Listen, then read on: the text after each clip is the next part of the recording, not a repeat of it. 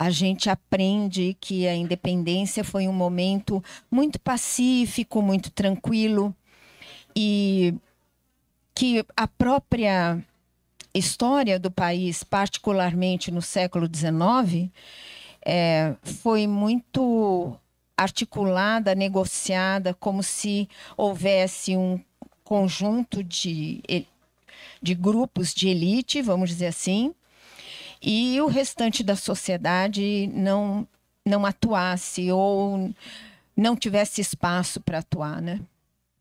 E realmente, as pesquisas que estão sendo feitas há muitos anos, essas pesquisas mais recentes mostram o inverso, né? Mostram que a sociedade que havia se constituído na América Portuguesa era uma sociedade atravessada por relações sociais e por inúmeras formas de violência, que estavam relacionadas não apenas, por exemplo, às formas de dominação das populações indígenas, ao modo como a escravidão e o tráfico se processaram, mas eram também relações de violência que atravessavam os vínculos entre os homens livres das mais variadas condições de riqueza, de posse da terra e de inserção social. No momento da independência, essa sociedade ela vai se manifestar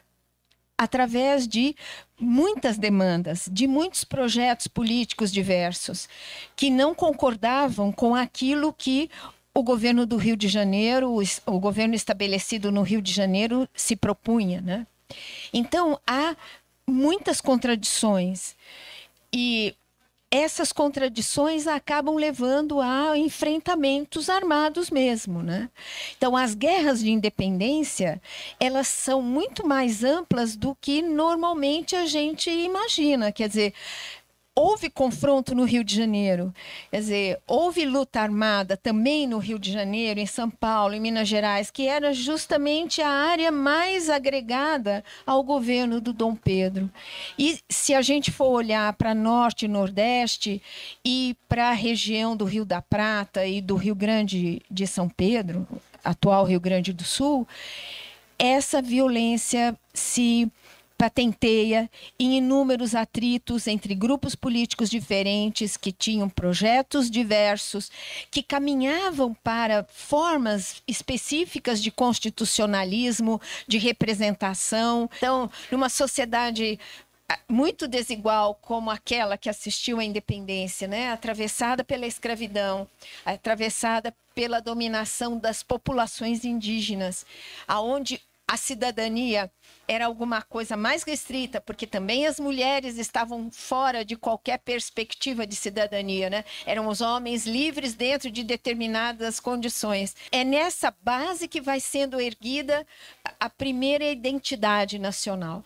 E aos poucos essa identidade vai sendo lapidada, desconstruída e construída novamente. Ao mesmo tempo em que há um debate muito intenso na imprensa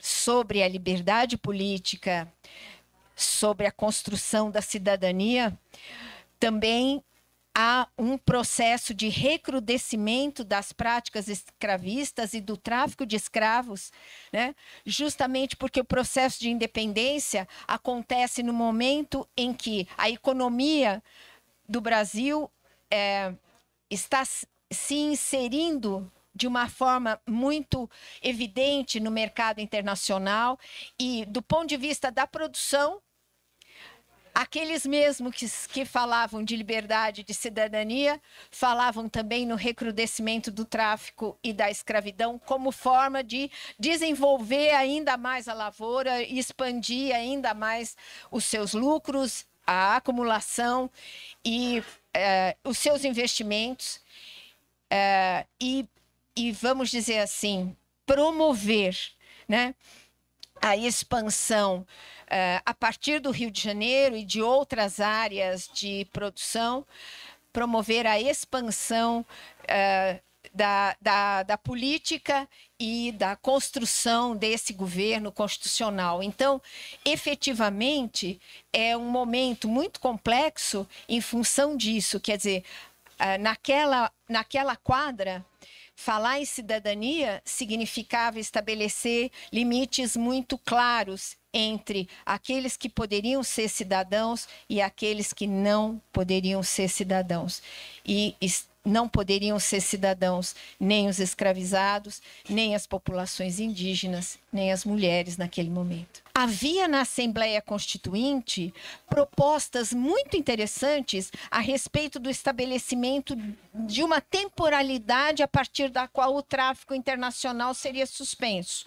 E se você suspende o tráfico, você cria também condições para que a escravidão internamente vá sendo superada, né? Mas essas propostas, elas foram derrotadas. O próprio José Bonifácio tem uma expressão muito interessante. Ele discute a escravidão e o tráfico com o Chamberlain, que era um dos representantes diplomáticos britânicos, e o Chamberlain cobra isso. E ele escreve, o José Bonifácio, dizendo o seguinte, que ele era contrário à continuidade do tráfico, mas que ele não podia promover que o governo do Dom Pedro fizesse isso, porque o governo do Dom Pedro perderia completamente o respaldo. Porque a grande maioria dos pequenos e médios produtores, que era a grande maioria dos produtores, não daria mais apoio a Dom Pedro e se sentiria roubado, se sentiria traído pelas propostas constitucionais que o próprio Dom Pedro estava defendendo. Então, que era melhor esperar mais tempo, né? E a gente sabe que ao longo do primeiro reinado, foram inúmeras as tentativas para se chegar à supressão do tráfico. Ao fim e ao cabo, a supressão do tráfico só se deu em 1850. Né? Quer dizer, por aí você vê a força, você vai ver a força desses pequenos e médios produtores e dos grandes produtores que não abriam mão da mão de obra escrava, da mão de obra escravizada para tocar a produção. Quem define a data de 7 de setembro como marco foi o próprio Dom Pedro I, né? Então, no famoso discurso que ele faz de abertura da Assembleia Constituinte em 1823, é ele que diz que a cronologia do processo de separação de Portugal começa com o fico, depois com a própria convocação da Assembleia, com o 7 de setembro, né? E ele faz menção específica ao sítio do Ipiranga, né? Mas essa data, ela vai sendo construída politicamente em contraponto com uma outra data. Ao longo do primeiro reinado, em vários momentos, Dom Pedro se vale do 7 de setembro para marcar o Estado Imperial, para marcar o seu próprio carisma, a sua própria autoridade, né?